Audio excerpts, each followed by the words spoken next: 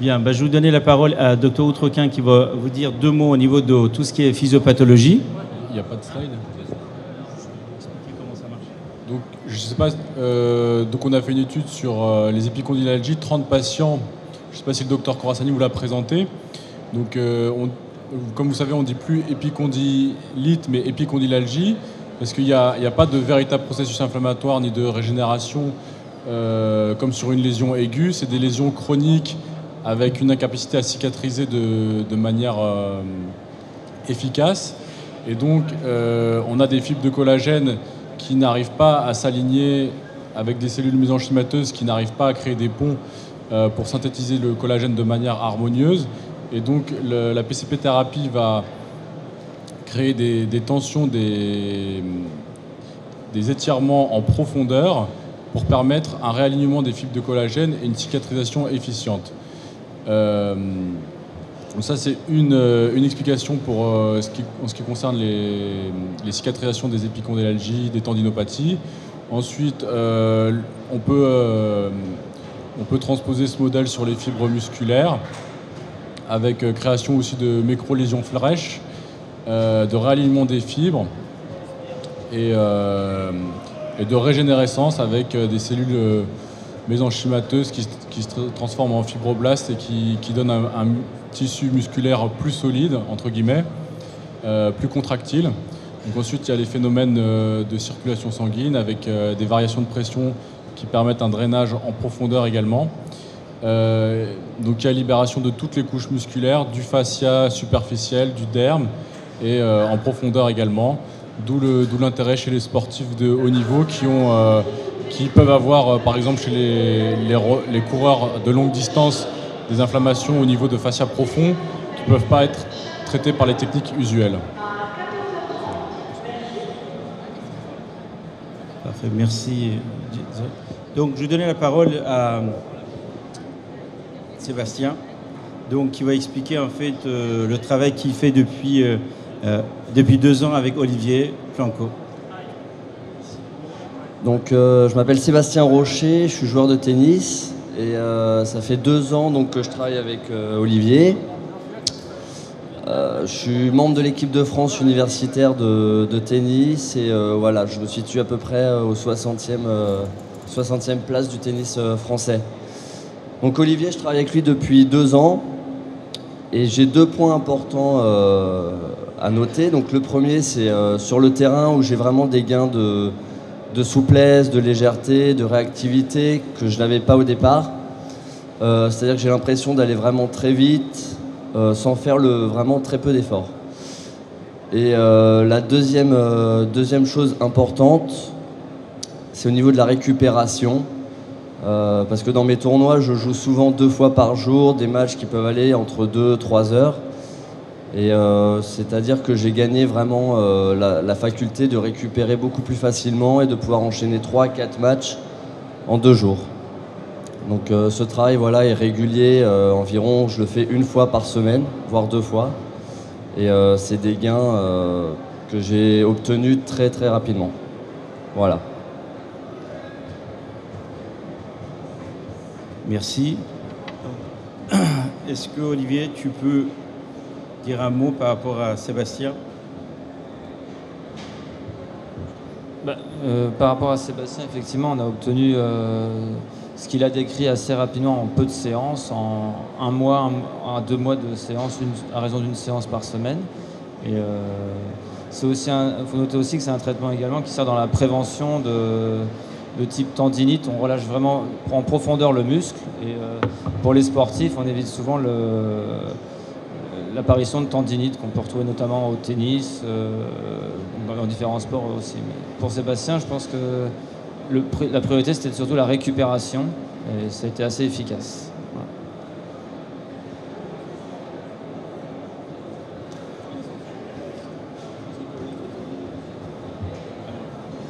Voilà.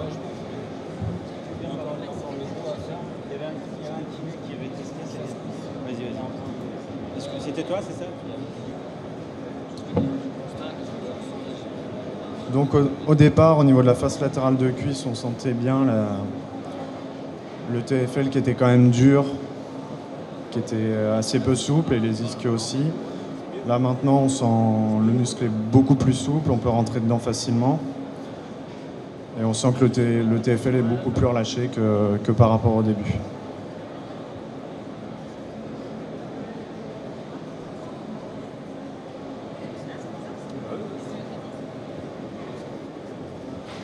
Bonjour à tous, donc Maxime Tourin, je suis masseur kinésithérapeute. Je pratique la technique, la PCP thérapie depuis 4 ans.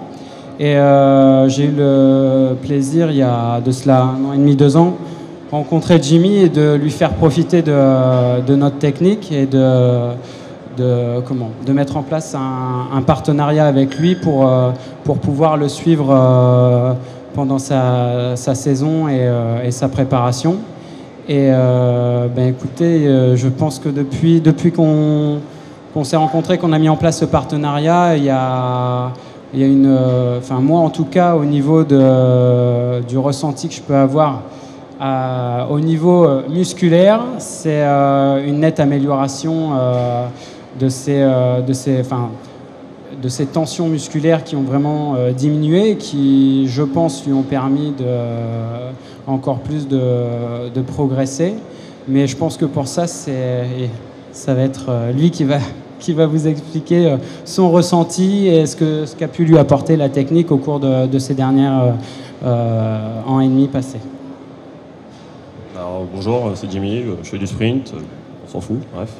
Donc voilà, écoutez, ça fait 2 ans que je fais la technique, donc ça fait 2 ans que, à première vue, quand David est venu me voir avec Maxime pour me parler de la technique, à première vue, c'est sûr, c'est bizarre, tu dis c'est quoi cette histoire de ventouse PCP, donc tu te demandes c'est quoi cette histoire, donc avec Guy, mon coach, il a testé la technique, on l'a approuvé, donc ça fait 2 ans que je fais cette technique. Je suis vraiment content parce que cette année-là, j'ai vraiment parfait, je ne me suis pas blessé avec cette technique, donc c'est sûr, c'est encourageant pour la suite. Après, à première, c'est sûr que la technique, niveau, ça fait vraiment du bien, ça me relaxe. Après l'entraînement, je suis vraiment relaxé et tout, ça fait vraiment du bien, donc j'ai moins de force de me blesser, j'ai moins de chances de me blesser, en tout cas c'est sûr, parce que le sport de haut niveau, c'est vraiment risqué. Donc voilà. S'il y a des questions, c'est mieux d'avoir des questions que je parle plutôt.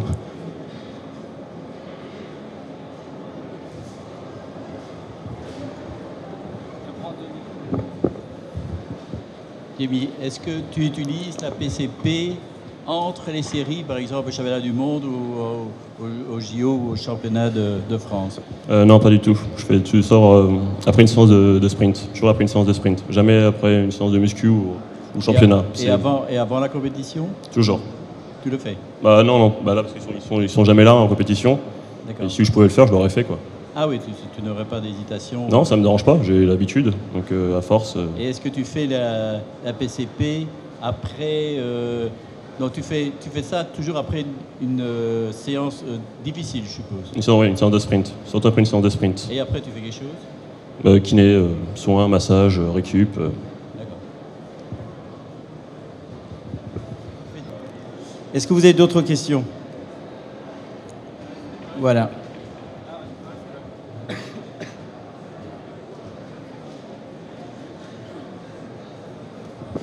À la base, tu as utilisé la technique pour traiter une patho particulière ou c'était juste dans un objectif de récup? Non, c'est parce que je me suis assez souvent, depuis 5 ans, je me blesse assez souvent l'hiver au niveau des ischios.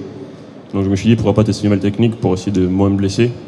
Donc après ça m'aide vraiment à bien récupérer et à être vraiment relâché quoi. Parce que si je dois reprendre une autre séance de sprint le lendemain, il faut que je sois bien quoi. Parce que je suis assez raide et je me blesse facilement quoi. Et donc pas de nouvelles blessures depuis que tu as commencé l'année dernière si, mais cette année je ne me suis pas blessé. Donc je pense que cette année j'espère que ça va être bon aussi.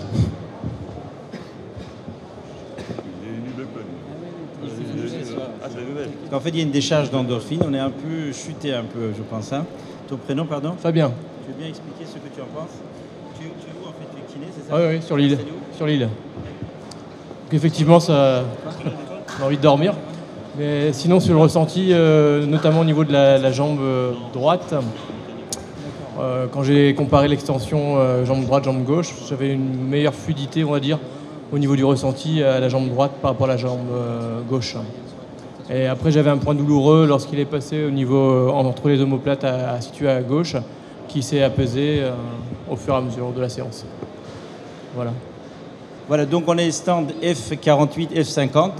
Marc, tu veux ajouter quelque chose? Donc Marc Borlet, c'est comment dire, la famille Borlet, donc nos amis belges. Donc, je voulais encore poser une question à mon ami Jimmy. Jimmy, est-ce qu'au niveau postural, as-tu ressenti quelque chose? Je sais que tu travailles le posture avec une danseuse, mais est-ce que la PCP t'a apporté une amélioration au niveau de ta posture?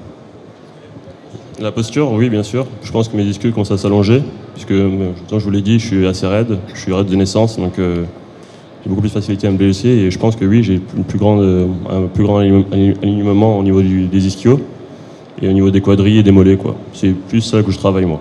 Et après, le dos, ça m'aide aussi, parce qu'il faut toujours tout faire au niveau du dos, je pense. Je pense que l'alignement des ischios, oui, je pense que j'ai un bien meilleur alignement des ischios que si, par exemple, je ne suis pas à la machine, quoi. Les thérapeutes sont la même chose? Oui, c'est vrai que on a ciblé avec Jimmy un travail bien sûr sur les membres inférieurs, parce que comme au départ, quand je l'ai pris en charge, il se plaignait beaucoup de blessures aux ischio-jambiers, donc on a vraiment d'abord fait un gros travail de fond en fait au niveau des ischio-jambiers, entre guillemets. Moi j'appelle ça un peu une remise à zéro pour éviter, pour enlever toutes les tensions musculaires qu'il avait pu accumuler au niveau de ces dernières années lors de sa pratique sportive. Et c'est vrai que maintenant on peut en même temps je travaille maintenant un petit peu plus au niveau dorsal. Je reste quand même, comme il vient pour une récupération après entraînement, après sprint, il y a quand même un gros travail sur les membres inférieurs de fait. Mais maintenant, pour encore plus s'améliorer au niveau de sa posture, on commence à attaquer le rachis dans son ensemble, ainsi que les épaules parce que tout travaille dans le sprint, même si on dit que il faut avoir les jambes. Mais je pense qu'il sera d'accord qu'au niveau du tronc et au niveau des bras même, dans sa position, c'est aussi important. Ça travaille aussi dans la foulée et techniquement pour avoir une meilleure vitesse. Est-ce que tu as amélioré ton amplitude? Oui, cette année, j'ai amélioré mon amplitude, puisque avant, elle était, je pense, à 2,20, et là, je pense que j'ai progressé à 2,40. Dans la vie normale, on doit être dans cette position-là. Est-ce que vous trouvez des gens qui sont dans cette position normale qu'on apprend, on va dire, dans nos cours? Donc, avec le temps, la vie, souvent, on a une syphose dorsale, ce qui fait que souvent, on trouve en fait une raideur au niveau dorsal, et cette raideur-là fait une surmenage au niveau rachis cervical et rachis lombaire. Et ces sursollicitations font qu'on a des problèmes en bas du dos et au niveau cervical. Enfin, ce que je pense, j'apprends rien. Et nous, qu'est-ce qui se passe avec cette technique? La technique vous permet en fait assez rapidement de venir libérer les épaules, libérer le rachis dorsal. Tu as senti au niveau dorsal? Qu'est-ce que tu as senti au niveau dorsal? Une notion de légèreté. Comme j'avais un point douloureux à gauche, c'était beaucoup plus fluide au fur et à mesure de la séance. Alors ce qui est intéressant, c'est qu'au départ, on va en superficiel, et puis après on va assez rapidement, et puis on va en actif. Donc ça, je ne sais pas si on a fait en actif, on n'a pas fait en actif, je pense, en dos, on n'a pas fait en actif. Et ce qui est très intéressant, on constate assez rapidement une souplesse au niveau rachis dorsal, et puis une souplesse en fait qui au niveau charnière dorso-lombaire, et puis au niveau lombaire.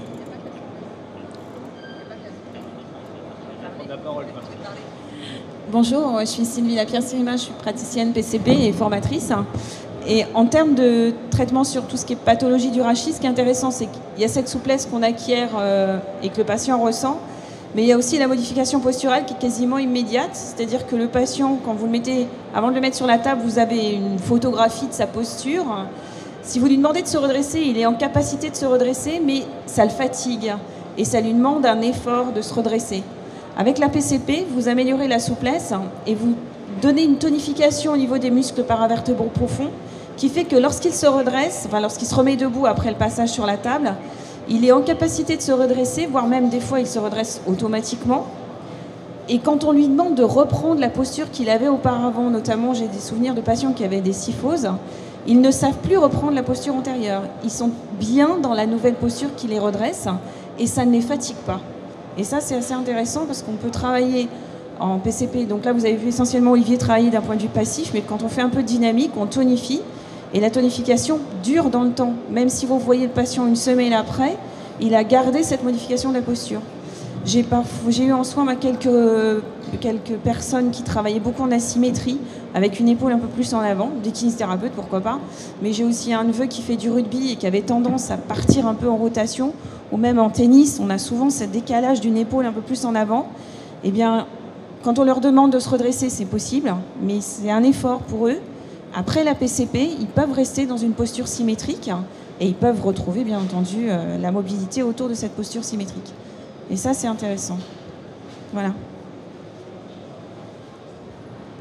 Très bien. Donc, c'est vrai que le sujet, c'était le sport.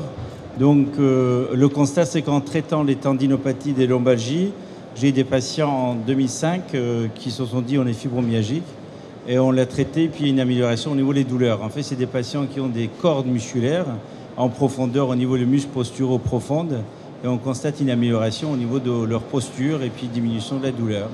Donc là, c'est un autre domaine et puis qu'on est efficace là-dessus. Donc ça nous permet de réduire leur douleur et ils reprennent en fait une activité, une vie normale par la suite progressivement. Parmi les sportifs que vous suivez, est-ce que les résultats sont linéaires même au niveau de différentes tranches d'âge? Est-ce que vous avez par exemple des plus jeunes, enfin des très jeunes et jusqu'à des tranches d'âge plus avancées, on va dire? En fait, moi je suis des sportifs dans différentes équipes nationales à partir de 11 ans. Et depuis 2 ans, donc chez les jeunes, on a une évolution donc constante de leur progression dans leur discipline.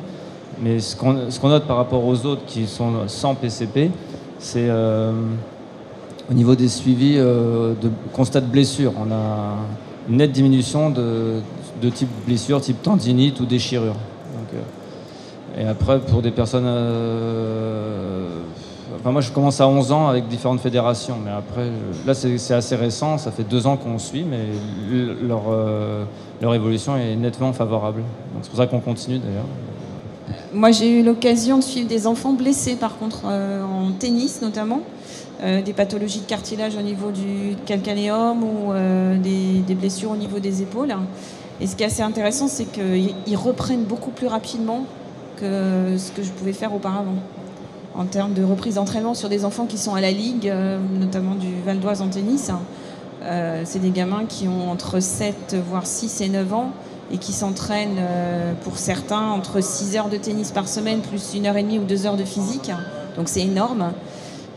J'ai souvenir de quelques enfants, notamment pour des parents qui ont des difficultés à les faire manger un peu de tout.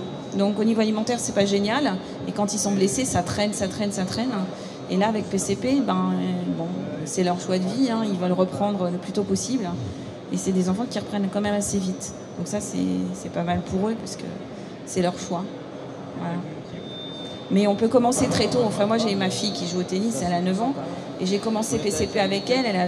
Parce que moi, je fais PCP depuis 2006. Donc, j'ai pas commencé tout de suite à 2 ans, mais je dirais que les premières séances que j'ai dû faire, elle avait 4 ans.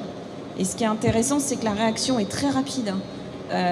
En plus, quand vous faites PCP même à une personne avec une pathologie, la pression est gardée en mémoire par le patient. C'est-à-dire que la première séance, vous allez peut-être mettre une demi-heure pour arriver à obtenir une détente globale.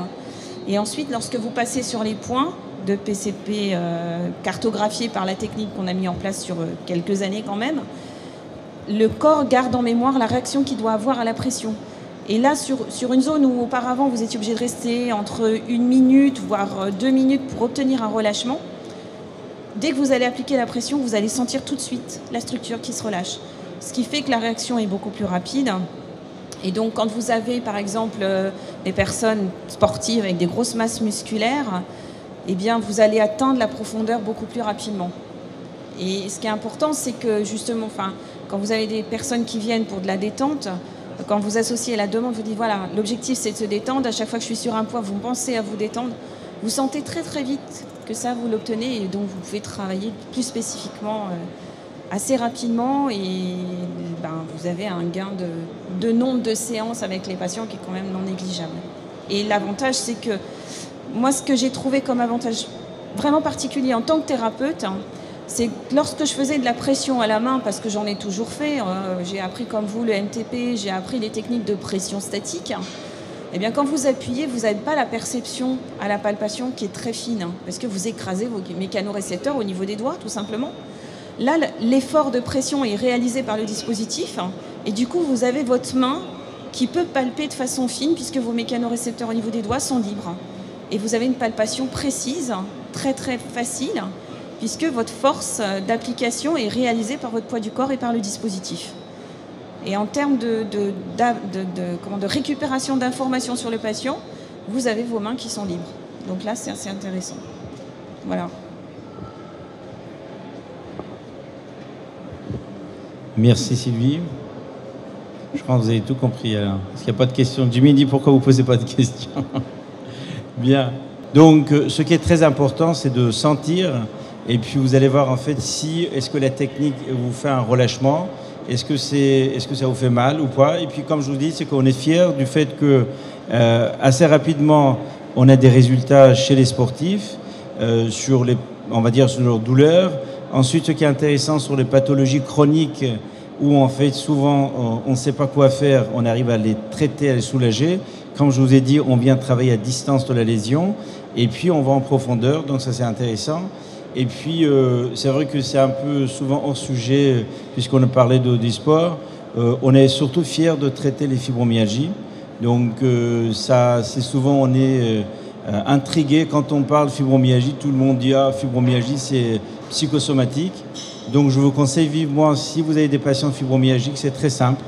Vous prenez votre pouce, vous appliquez pendant 3 secondes, et puis vous relâchez, et vous faites une dizaine de points, et vous comparez une semaine après. Vous verrez qu'il y a un relâchement musculaire, une fibromyalgie qui arrive à être relâchée, qui arrive à dormir, c'est bon. Le problème des fibromyalgiques, c'est des tensions qu'ils ont, qui n'arrivent pas à dormir et puis ça traîne. Voilà, écoutez, si vous arrivez déjà à refaire ça, c'est simple chez vous. Vous faites une pression avec le pouce, le coude, pendant 3 secondes et vous relâchez un tiers et vous regardez qu'est-ce que ça donne. Et ça permet en fait de relâcher au niveau de tendinite musculaire, en superficiel, puis après en profondeur. Bien, je vous remercie beaucoup. Merci.